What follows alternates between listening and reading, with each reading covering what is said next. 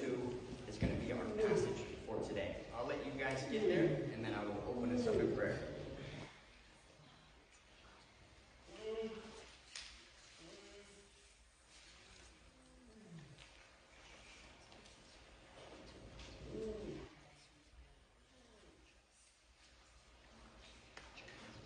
All right. Lord, thank you so much, God, for everything that you have done, everything you're doing, and everything that you haven't done yet that you're planning to do. Lord, I thank you most of all for your Son Jesus, who you sent down to this earth to redeem us and to save us from our sin. Lord, I just pray that, God, you would heal us, God, of our wicked ways, that you would point us, God, in the way that you have planned for us, God, to serve you and to love you and to spread your gospel to the ends of this earth, Lord. I pray that, God, you would be with America. I pray that, God, you'd also be with every other country, Lord. I pray that, God, you would be with every person in this room, and that, God, you would lead us all in your perfect and holy will, Lord. I pray that today, God, these words would be your words and not mine. Lord God, that you would fill us all with the understanding of your word that you want us to have. Lord God, and I just thank you so much, God. In your name we pray, Jesus. Amen. Amen. Well, it is such a blessing to be back here with you all. I always tell him about how amazing you all are and how kind you all are to us. So thank you so much for your hospitality and just being such amazing lights for Christ. So our passage today, like I said, is going to be John 4:27 through 42. I'm going to go ahead and read that for us, and we'll dive into it a little deeper.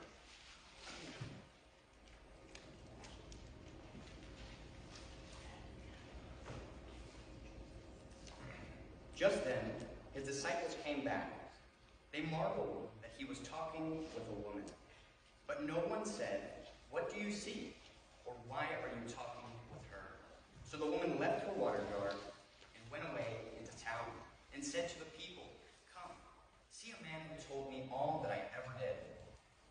Can this be the Christ?" They went out of the town and were coming to him. Meanwhile, the disciples were urging him, saying, "Rabbi, eat." But he said to them, "I have food to eat that you do not know about." So the disciples said to one another, "Has anyone brought him something to eat?" Jesus said to them, "My food is to do the will of him who sent me and to accomplish his work. Do you not say there are yet 4 months, then comes the harvest? Look, I tell you, lift up your eyes and see that the fields are white for harvest. Already the one who reaps is receiving wages and gathering fruit for eternal life, so that sower and reaper may rejoice together. For here the saying holds true, one sows and another reaps. I sent you to reap that for which you did not labor. Others have labored, and you have entered into their labor." Many Samaritans from that town believed in him because of the woman's testimony. "He told me all that I ever did." So when the Samaritans came to him, they asked him to stay with them, and he stayed there 2 days. And many more believed because of his word.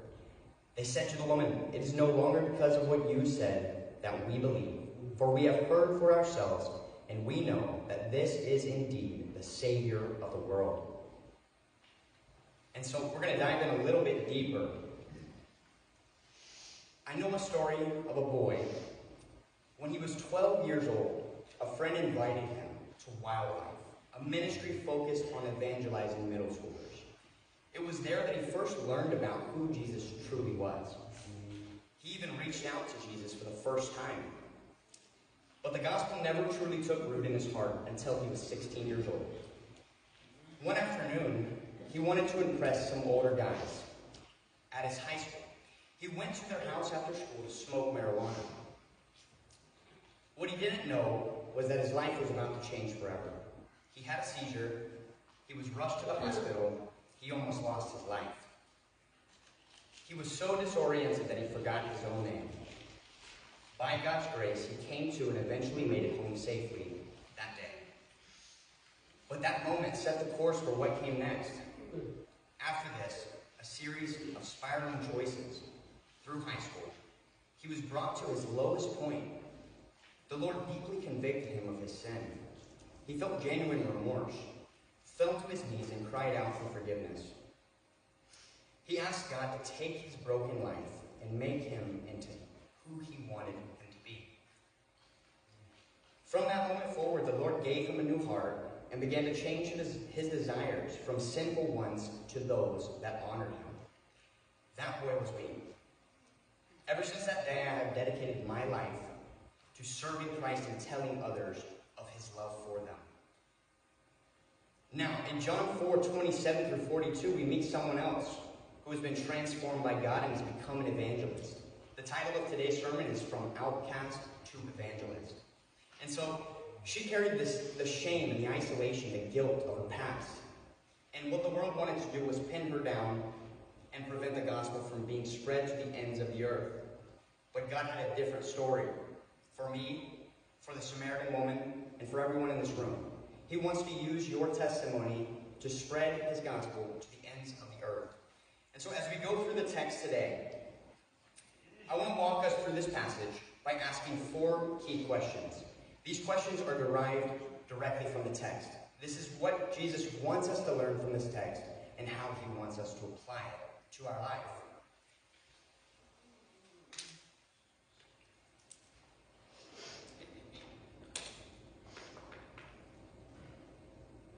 These questions are going to follow the sections of the passages in this part of the scripture to reveal to us the main theme of the sections that I gave you. So we'll start off with the first one. The first question is, are you shockingly different than the world? Verse 27 says this. Just then his disciples came back. They marveled that he was talking with a woman. But no one said, "What do you seek?" or "Why are you talking with her?" And so, the first part of chapter 4, from verse 1 to verse 26, to backtrack a little bit so that this is placed in its original context, and so that we can understand what this passage is meant to mean. To do that, we've got to look at what was before it, what comes after it, to place it in its context inside of the book of John, and also inside of the whole book of the Bible, and inside of God's story to spread his gospel to the ends of the earth. And so from verse 1 through 26, what we see is Jesus encounters a woman at the well, this Samaritan woman, a woman who was an outcast, a woman who had a very shameful past in the eyes of the people around her. She had had 5 husbands and was living with a man who wasn't her husband currently. She was completely cast out. The people in her society, the people in her area, they would pin shame, they would pin guilt on her, they would accuse her, they would completely cast her out. They wouldn't associate with her. And so this woman has to go in the middle of the day, in the scorching heat, to this well, very far. In the Samaritan landscape, it's not an easy hike for anyone. She's going very far to avoid everyone, yet Jesus seeks her out. This is a passage where we learn so much about our Lord and Savior, Jesus Christ, and how he calls us to engage with the outside world, and really the heart of Jesus. The world wants to tell you something different about Jesus. He wants to tell you that he just wants to give you a bunch of rules. He wants you to follow them, and that by your goodness, you could maybe get into heaven. That is a lie from hell. No one gets into heaven without faith in Jesus Christ alone. It is faith plus nothing. Not faith plus your works. Not faith plus what church you go to. Not faith plus anything. Faith plus nothing. Faith in Jesus Christ alone, the only God. And so, for the disciples, this was shocking that he was talking with a woman. Why? Well, it was seen as a disdainful thing to be speaking with a woman in public as a rabbi, as a man, but especially as a rabbi. And not only speaking with a woman, but a woman from Samaria. Now, there was deep conflict between Samaria and between the other nations. The Jews and the Samaritans had great strife. Earlier on in the first part of this chapter, we see that Jews had no dealings with Samaritans. That's what the Samaritan woman told Jesus. Why does she say that? Well, the Jews believed that it was completely against what God was calling them to do, to associate with any Gentile. It was completely against their culture, but this is completely outside of the Bible as well. God is not a God of only Israel, but of all of the nations. God formed every single person on the planet in their mother's womb so intricately and so perfectly, even our enemies that we think about today. Did God not form them? He did. And so this great strife sets up this encounter to be so significant because we learn about how Jesus is entirely counterculture. He crosses several barriers to reach this woman. He seeks her out when no one was. They were casting this woman out, and Jesus saw her. How different is that than what the world tells you who Jesus is? Right? The world will tell you that Jesus is only for the white male, or he's for American people. Folks, this is a lie from Satan. It is a lie from the pits of hell. These people were not white. They weren't men. This woman is a woman from Samaria, a place where they had great strife with. What does that tell you about Jesus compared to what the world says? It says that we need to go to our Bible. We need to look at what the Bible says about Jesus, and we need to learn about him from there. And so we're going to continue to go through this part. And so notice how the disciples are shocked. They're so struck by how Jesus is speaking with a woman during the daytime. Right? But notice how they keep their tongue and they don't ask Jesus what he's doing. Why is that? Because they've learned throughout the first 3 chapters to not question the Lord. Because the Lord's plan is divine and it's perfect. And the Lord has control over everything. And so the first part of this section in verse 27, just then, that part in the Greek is something like, and at the perfect time. Jesus has complete control over time.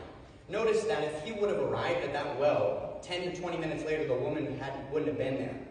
And if the disciples weren't in the town, it wouldn't have been an alone encounter with her. And if he didn't hike several miles up a mountain in Samaria to seek out this one person and line up and meet her there at the exact time, this wouldn't have happened. No, this is not by surprise to the Lord. He has ordained this and has completely planned this to meet this woman. He sought her out. And so, a Jewish rabbi didn't speak publicly with women. Jews didn't associate with Samaritans. But Jesus broke every cultural barrier because he cared more about her soul than he did about people's opinions. So, let me ask you, are you shockingly different than the world? Are you shocked at who Jesus pursues?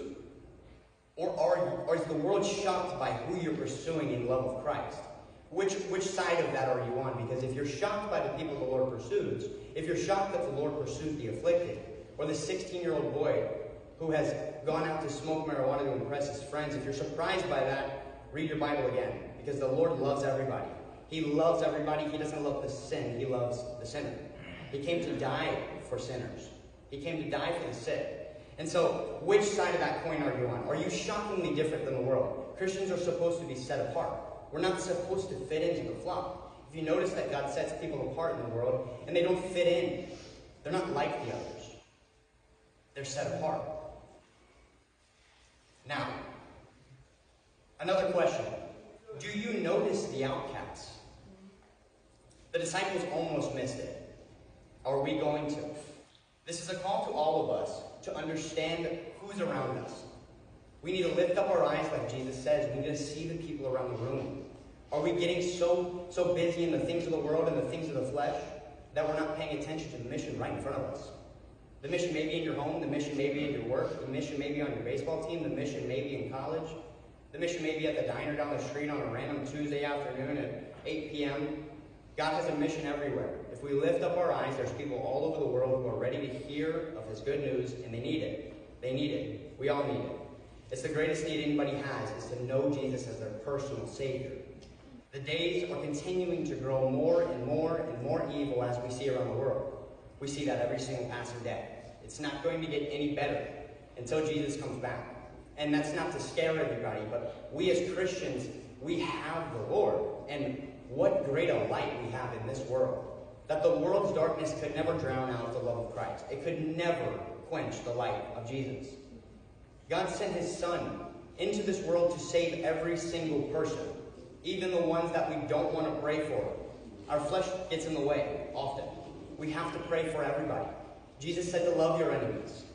Other religions say that you should hate your enemies and that you should demolish them. Jesus said, no. Pray for your enemies. Jesus came down to save his people, not to condemn his people. He wants people to accept him as their Savior and to be saved by him. And so we'll continue to move on. Jesus notices people that everybody walks past. learn something about our Savior in this part. The next section is going to be verse 29 through 30. The question of this section is going to be, are you letting shame and guilt silence you? And so first we had, are you shockingly different than the world? Now we've got, are you letting shame or guilt silence you? Now, this part of the scripture says this. Come, see a man who told me all that I ever did. Can this be the Christ? They went out of the town and were coming to him. Now, notice what has just happened. This woman of the well, who has had this incredible sinful past, the most unlikely person that Jesus would reveal himself to first, as the Messiah and the Savior of the world. Notice that he didn't reveal himself to a high priest. He is the highest priest. He's the God of the priests. He's God above all. Notice he didn't reveal himself to a Jewish rabbi. He revealed himself to a woman who was covered in sin, in need of his saving grace, who asked the question, give me this water? Give me this living water so I don't have to thirst anymore. Jesus said, if you knew who I was and who was standing here before you today, you would have asked me for a drink, and I would have given you living water. Well, the next part of that section is, she asked him for the living water. And you say, well, maybe she didn't fully believe in him in that moment. Okay. That's what the whole first part of this passage was, how she continually grew more and more and more ready to accept Christ as her Savior. The door became a little bit more open each step as Jesus continued to love on her, as he continued to cross barriers, as he continued to be different than the world. People who have been hurt by the church, or have been hurt by Christians, who are not truly living like Jesus is calling them to, who are coming around and waving the finger into people's faces and condemning them and judging them. Folks, that is not what a Christian is called to be at all. We are supposed to be a servant of Christ. We're supposed to put ourselves below people. We're supposed to love people. We're not supposed to tolerate everything. We're supposed to take a stance on righteousness. We're supposed to stand up for the good and not the bad. But folks, we can do that in love. We can do that in love, and that comes through what? Through patience, through kindness, through diligence in praying for people, through continual love. Not just once, but often. I needed that patience. I needed God to have patience with me, or I would be dead right now. I should be, frankly. And I'd be heading towards eternal condemnation. But God's patience absolutely was the only reason that I'm standing here today before you. And it's the only reason that my life's completely changed. And so, my call to you is, are you acting like Jesus? Are you shockingly set apart from the world? Is the world surprised at you, or are you surprised by Jesus? Which side are you on? Are you letting your shame or your doubt or your guilt silence you? We oftentimes, once we're saved by Christ, if you're saved here today, oftentimes the devil will attack us as Christians and make us continue to think about our past and continue to remind us of our sin and continue to make us carry this guilt and shame. When you are saved, when you put your faith in Christ alone, your shame, your guilt, your sin, all of it is thrown as far as the east is from the west. That's what the Bible says. That's the love God has showed towards you on the cross. That when you believe in Jesus truly in your heart, not when you just say a small prayer and then go and live a simple life, when you really have a complete change in your heart, you believe in Jesus with your entire heart, you truly are forgiven of that guilt, that shame, that doubt. You can throw that out with the rest of the devil's lies. Move forward in boldness. This is not that we shouldn't feel bad about our sin. We shouldn't just start feeling like we're perfect like Jesus. We're not. But we are forgiven of our sin, and we can walk forward in the newness of Christ. We become a new creation. So let that be your heart today. If you've been saved, walk boldly. This woman is going back into the town that she has just been cast out of. Notice this. She heard of the goodness of Christ. She met him personally, and what was the thing that she did? She left the entire reason she was even at the well. She forgot she was thirsty. She forgot. And it doesn't tell us exactly why she left her water pot there. But we can do some assuming. And just at face value, we see that she literally, this is the same type of vessel that we learn about in the wedding in Cana. These are massive pots. And this woman is hiking over to this well that is likely farther than any of the close ones to her in the middle of the heat because she's been cast out of her society. She leaves it there and runs to the town and says, no, I don't need water. These people need Jesus. They need to know of the saving grace that I've become known of. That is the same thing that happened to me. When I met Christ, when he saved me and forgave me of my sin, it was like I was able to see through a foggy glass completely clear. Nothing in my life was out of the ordinary anymore. I noticed that all the steps leading up were on purpose, and that I learned so much about who I was and who God was calling me to be. All of my past sin and all of that was completely forgiven. God had made me new. And this love, I oftentimes tell people that I feel like such a criminal if I keep this love to myself. I don't deserve it myself. It's too good for me. Jesus' love and his patience is far too good for even my brain to understand. But I know it's real because I've been completely redeemed and made new. And if you have believed in Christ today, so have you. And if you haven't, today is the day. Today is the day to accept Jesus Christ as your Lord and Savior. And how do you do that? You believe in him by faith. John 3:16 says, "For God so loved the world that he gave his only Son, that whoever should believe in him should not perish but have eternal life." I didn't hear in there that you have to believe in Jesus. You also have to be in a church and be attendant every single day. You have to know the Bible front and back. You have to be some theologian. No. Believe in Jesus. That's it. Faith plus nothing. Your relationship with Jesus is your relationship with Jesus. It can't be your mother's relationship with Jesus. It can't be your sons. It can't be your brothers. It can't be your sisters. It's got to be your personal relationship with Jesus. So the first part, are you shockingly different than the world? The second part, are you letting your shame and your guilt silence you? And the third part, are you serving your flesh or are you serving God? That's going to be verses 31 through 38. What we see here, meanwhile, the disciples were urging him, saying, "Rabbi, eat." But he said to them, "I have food to eat that you do not know about." So the disciples said to one another, "Has anyone brought him something to eat?" Jesus said to them, "My food is to do the will of him who sent me, and to accomplish his work. Do you not say there are yet 4 months, then comes the harvest? Look, I tell you, lift up your eyes and see that the fields are white for harvest. Already the one who reaps is receiving wages and gathering fruit for eternal life, so that sower and reaper may rejoice together. For here the saying holds true, one sows and another reaps. I sent you to reap that for which you did not labor. Others have labored, and you have entered into the labor." The reason why I say, are you serving your flesh or are you obeying God, is because notice that this woman of Samaria now shares the same heart posture that Jesus is now telling his disciples. Jesus is saying, I'm not hungry in the flesh more so than I am hungry for people to know me personally. I'm not more thirsty like the woman in the flesh as I am just wanting the people around me to know the same good news I know. Is that our heart today? I was talking with Annabelle about this as we were studying this passage throughout this month, and we were going through the different parts of it and trying to figure out how this applies to the modern day today. What it meant back then and how we can take that truth and apply it to today. As we need to do more and more and more. That's what we're called to do. What we have found is so many examples of this in our own lives. So many. Let's say we're out at the mall evangelizing. We've decided on Saturdays we're going to go evangelize for 3 hours. And about that hour and a half mark, we notice a couple who's sitting over in the side. They seem to be crying or hurt over something. But we're starving. We're so hungry we haven't eaten all day.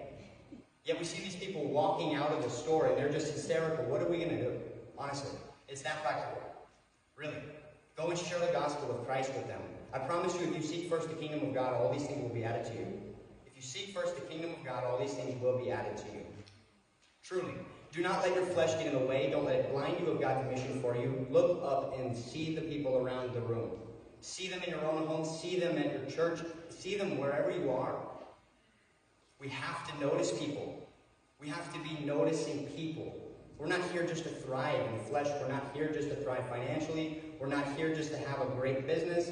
We're not here to do those things only. We're here to spread the good news of Christ. This is a temporary place. We know where we're going. They don't. We have to tell them. We have to help them. And if we don't, we do not carry out the mission of Christ. We absolutely disobey the word of God completely. If you're not in full submission to the Word of God and surrender to His Word, that looks like not telling people about Him. We have to tell people about Jesus. And let me tell you something, you don't need to be a theologian. You don't need to be some scholar of the Word. Frankly, God chooses oftentimes people who are the very opposite. Notice this woman. This woman is a sinful woman.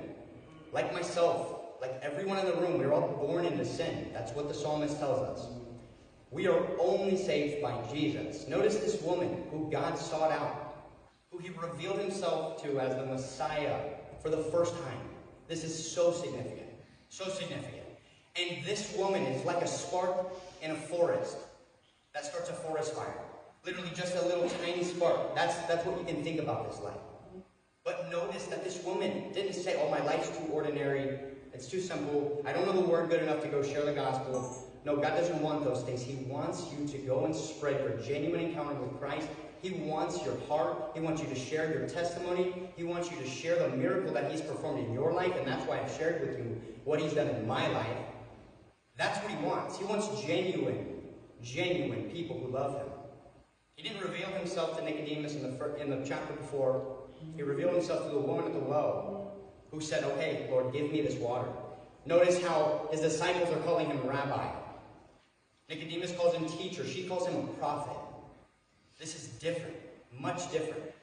And so notice that Jesus used her. She went and said, come and see. We see this again, or we saw it first in the first chapter with the disciples. Come and see. That's what Jesus tells the disciples when they say, where are you staying? Come and see. Isn't that what we should do for everyone? That's what my friend did to me when he invited me to wildlife. You might have thought it was so small, or maybe it was just something just on the surface. It was just a friend play date, some little elementary thing or middle school thing. No. That was the start of the rest of my entire life. Just inviting me to somebody's house to gather with a few middle schoolers in a room and hear a couple verses and play really fun games. That changed my life. We have to invite people to accept Christ for themselves. Notice how this woman's salvation didn't become the Samaritan people's salvation. She said, look what Jesus did in my life. Come and see for yourself. And later on in the passage, what happens? Many more believe, and many more learn that He's the Savior of the world. Folks, this is a small picture of the entire gospel story. This passage foreshadows what the Great Commission is going to fulfill and what He wants us to do, what Jesus calls us to do. Every single person in this room is as bright of a light as any of the rest of us. Just because I'm standing up here today in the pulpit preaching to you all God's Word, I'm no different than anybody in this room. Truly. The Bible says that the foot is no better than the head. We all have a part in God's story. Notice one more thing in this part. Well, several things, but this next part. Notice this. Jesus said that He sent them into a place that they haven't labored. Others have labored. That the sower and the reaper may rejoice together. Let's make this super practical. Sower, reaper, sower, reaper, sower, reaper, sower, reaper, sower, reaper, sower, reaper. Who gets the glory? Jesus. That's it. Period. Not the sower, not the reaper. It doesn't matter if he was out for 8 hours and he was out for 25 and then somebody came to know Christ at the 26th hour. No, God gets all of the glory. Evangelism often takes repetitive love, and it does. That's what it took with me. There's a lot of studies out here, and we can go the statistical route. It's oftentimes thought that people have to hear the gospel 7 different times to even understand what it means, let alone accept Jesus as their Savior. 7 times. That might be 7 people. It might be 1. It might be 7. We don't know. But we should see every single day as 24 hours where we get to serve Christ. And my prayer this morning was, Lord, use me today, speak through me, God, and if it's to take somebody from A to B in the readiness to accept you, let it be. Let it be your will. If it's from B to C, let it be. If it's from X to Z, let it be. But you take the glory. Don't give it to me. Strip my life of all the glory, give it to yourself. Take the glory. We have to see it that way. We should never be looking at other churches or other Christians or other pastors or other people in the church and say, wow, they're having so much success in their evangelism. There's tons of people. There's revival in their church. No. We don't know what the past has looked like. If there's a tent revival, how do we not know that it was of somebody like John the Baptist, in the old times, somebody that God's using in such a mighty way to lead nations, and that person maybe was preaching to that huge group of people for 20 years, and they hadn't accepted him, and then all of a sudden there's tons of people in this area, and then they hear about Jesus for another time and say, you know what, I think I'm going to do it this time. It's not about who gets the glory for their efforts in their evangelism. It's not about success in evangelism. The Bible says that we are to plant seeds, we're to water, but who grows the grass every day? None of us. It is only by Christ. He sends the rain, He sends the shine, and what do? We serve Him by taking care of it. We serve Him by being the gardeners on this earth. That's what we're called to do. He made Adam to garden the ground, to take care of it. But it's God who gave the growth. It's the same way with the Spirit. It's the same way with people's salvation. It's only Christ who can grow somebody to salvation. We have to continue to be shockingly different than the world. To not let our shame and our guilt and our doubt and our past silence us. We have to be set apart. We have to serve God and obey Him. Notice how He says, I sent you into somebody else's labor. Are we obeying God and going where He calls us to? Your story matters. Your testimony doesn't have to be eloquent. It has to be real. That's all Christ wants. He wants it to be real. I have a young man that I speak to every single week. He's an incredible man of God. He really is. And you know, we were on the phone the other day. He asked me a question. He said, what do you think about this? And I said, well, let's go to what the Bible says. Let's go to Matthew 24. He said, man, that's amazing. You know where it is in the Bible and everything. I said, don't give me too much credit, man. I looked it up on Google literally 5 seconds ago. So I'm not some sort of memory bank with all the verses in the Bible in my head. I don't know this Bible front and back from memorization. I know it because it's in my heart. I know the God who inspired it to be written. I know Jesus personally. And today, if you haven't accepted Him into your heart, if you haven't truly believed in Him, if you're walking out of here unsure about your salvation, if I asked you, if you were to die tomorrow, God forbid, how sure on a scale from 1 to 10 would you be that you're going to heaven? And you tell me that you're an 8, and I say, why? And you say, well, because I'm a good person. I'm going to say, don't put your hope in that. You are not getting to heaven like that. Trust me. That is a lie from Satan. Today, you can be a 10 out of 10. You can be 100% sure. You can be 100% sure. All you have to do is genuinely believe in Jesus Christ as your Lord and Savior, and repent of your sin and live for Him. That is it, period. That's it. That's the only way we get to heaven. The only reason I get to heaven is because Jesus said I could be there. That's it. Now the last question is, who do you say Jesus is?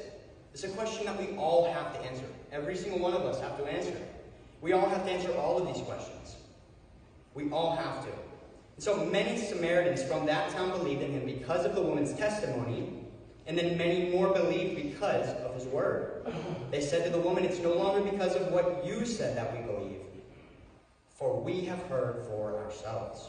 And we know that this is indeed the Savior of the world. First, they believed because of her testimony. Then, after meeting Jesus, their faith grew deeper, and that led to many salvations. Notice that they said that He's the Savior of the world, right? They knew Him personally. The Samaritan woman's testimony didn't save them. It drew them to Christ. That's what we're called to do.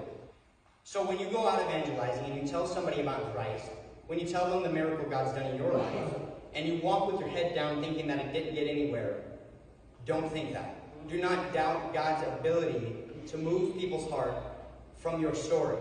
God wants you to be simple. Notice you're not going out into the world and speaking to seminary graduates. You're speaking to real people, people of the world. You're speaking to people who oftentimes either don't know anything about Jesus or have maybe an indifferent heart about Him, and maybe don't like Jesus because they've been told a bunch of lies from the Word about Him. You're not going to encounter people who are just going to spring upon in faith and believe in Him all the time. That's not going to happen. And to be honest with you, it's oftentimes the opposite. And so what do we have to do? Be patient. And you're going to come across people who are absolutely ready. They're a green light. They're ready to accept Jesus. And you've encountered them in that moment. And that's why we have to go where God sends us. If you think you serve God only in 4 walls in a church, inside a drywall, we've lost our mission in the gospel. We've completely lost our minds. God uses people everywhere. He made Luke a physician, and so many other people have different vocations. Notice that God has given you a specific mission. She's a Samaritan woman. She goes back to the Samaritan people. Not that you have to go back to where you're from, but God gives you a special story. I truly believe that. When you accept Jesus as your Savior, notice how you have an answer to somebody so specific that they could not get from anybody else. I'm able to relate to people who played baseball and lifted and made bad decisions with smoking marijuana. Frankly, it sounds terrible, but it's true. And if I hide that, if I hide my sin, I rob my testimony of the glory that Christ gets and the power that he had in saving me from it. And so, while we shouldn't let the guilt and the shame that we felt in our sin in the past, we shouldn't let that silence us. We should now let it be a platform for Christ. We should let God take all the glory. We should absolutely give it to him. We have to serve the Lord in sharing our testimony. So, here's the ultimate question that every single one of us here have to answer today. We're going to have to answer it today. Tomorrow, we're going to have to answer it. And so, this is the question that all of us must ponder in our hearts and truly find the answer to, that we genuinely believe is, who do you say that Jesus is? Who do you say that Jesus is? When Nicodemus and Jesus were talking, Jesus didn't fight with him and say, I'm God, don't you see it? I'm right here. No, he laid plain the evidence. Nicodemus, of all people, had the most reason to believe that Jesus was the Savior of the world. This was a leader in the Sanhedrin of the Jewish religious party. He knew the word front and back. He could memorize the Torah. He probably did, and he was probably forced to when he was younger. And what a great thing if you know the Word of God, but if it's not in your heart, it doesn't mean anything. God doesn't just want your mind, he wants your heart. He wants your spirit. He wants to save you from eternal condemnation in hell. And that's a reality we all will have to face. And that might scare you. And frankly, the fear of the Lord is the beginning of wisdom. That's what the Bible says. And God's not here to fearmonger you. He said he's not come down to condemn the world, but to save the world. God has already bought your ticket to heaven. When you stand before Judgment Day, if you're saved, God is going to look at Jesus instead of you, and you're going to become an heir with Christ in salvation and be in glory with him forever. And so, what we have to answer is, who do you say Jesus is? If you're not sure who Jesus is, that's okay. Neither was this woman. She said, come and see. Can this be the Christ? In the Greek, that's something like, this can't be the Christ, can it? And that's sort of a way of, you can think about it like this. She's saying, this is too good to be true. Is this really real?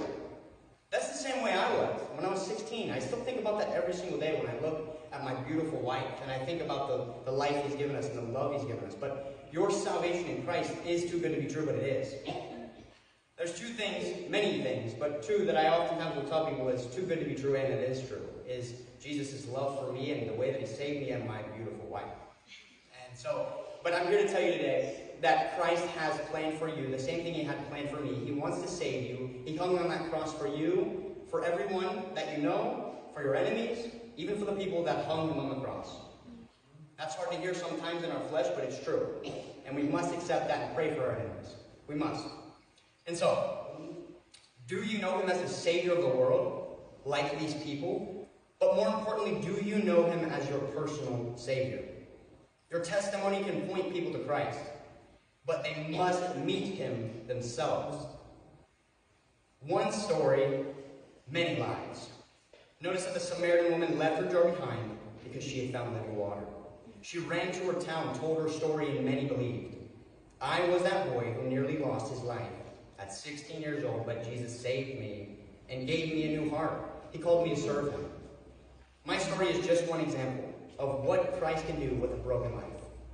God has been in the business of using broken people who feel like they're not prepared, like they don't have the gifts. What did Moses do? He stuttered, he didn't want to speak, so God said, too bad, I'm using you for my glory. And he used him in a mighty way. Mighty way. He wants to do the same thing with you today. Your story is not insignificant. It's not too ordinary. God wants to reach nations with you, your personal story. You might think, oh, my life is just in a quiet town, back in the country. There's tons of country people back in that small town that need Jesus, and I promise you God will use you if you let him. And what an amazing thing to stand before God in heaven, and he says, well done, my faithful servant. And you get to rejoice with the King of Kings and the Lord of Lords. It's such an amazing thing, but God takes all the glory. Your story matters. You may think it's too messy, too ordinary, and too incomplete, but God will use it. My challenge to you is this. This week and every day of the coming days of the rest of your life. First, if you haven't accepted Jesus, accept Jesus Christ in your heart because you genuinely believe in him. Because you have come to a complete heart posture of, Lord, you are who you say you are. And if you're not sure, seek him to find him. And if you really do seek him to find him, you can only find him. That's it. When people say that I've sought the scriptures and I've tried to see if Jesus is real and he's not, they're lying. They've not sought the scripture. They've not sought the Lord. You will arrive at a full understanding that Jesus Christ is Lord of Lords and King of Kings if you seek him with your whole heart. He literally flipped my life 180.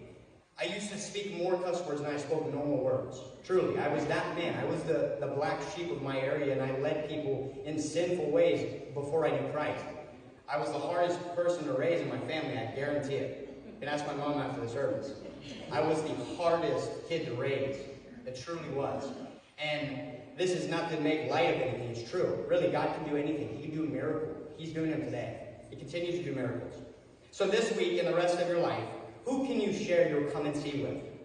Who can you share that story with? Hey, come and see. Or, hey man, we have a church, we would love to have you come. And he says, well, you know, what do you guys do there? Well, come and see. We have a great time. Come and see.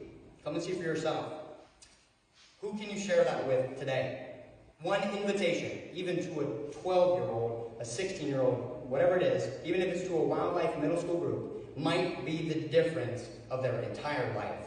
It might not come immediately. It didn't come for me until I was 16, but it started when the seed was planted in me at 12. It was planted in my heart, and God grew it through people, through situations, and through God literally putting me on my butt and saying, you're going to follow me, or you're going to end up dead or in hell. And he changed my life, and I'm so thankful that God turned me to him. So share your come and see with people. Notice that your testimony is a weapon against Satan that no one can tell you doesn't exist. They can argue with you about the scripture. They can argue with you about everything virtually except for your own testimony. Nobody can take that from you. That's it. I encourage all of you to take a pen and paper and write your testimony and refine your understanding of it. Remember it. Remember the details. Remember those things because they will pinpoint a part in somebody's heart that they needed to hear. I promise. I've seen it happen. I've seen people's eyes light up right before me. When they've heard something, oh my, I went through something like that so similar. God wants to use you in his mission of spreading the gospel to the ends of the earth. And so today, if you haven't accepted the Lord, I would love for that to be today for you. If you have any questions about that, you can find me up front after the service. I would love to speak with you more. But I'm going to close us in prayer. My charge is to all of you, don't waste this life. Don't waste it. You've got 24 hours every single day to make an impact on this world that's growing evil by the second. Use every single hour of your waking day for God's glory. Lord, thank you so much, Lord God. You truly are so much better than any of us deserve. Lord God, you saved me out of my sin, God, and I know that you want to save everyone else out of their sin, God. Please, Lord God, prompt us, Jesus, to spread your gospel to the ends of the earth, Lord God. Help us, Lord, to put our guilt and our shame away, Lord, with our sinful ways, God, and help us to turn to you and serve you, Lord. God, Lord, be with those who are questioning, God, if you exist, Lord. Teach them. Meet them where they're at, God. Lord, seek them out, Lord God, and turn them to you, Jesus. God, we just thank you so much, Lord, for this day that we had to serve you, God, and I just pray that the rest of it and the rest of our lives would all be for your glory and your glory alone, Jesus. In your name we pray, Jesus. Amen.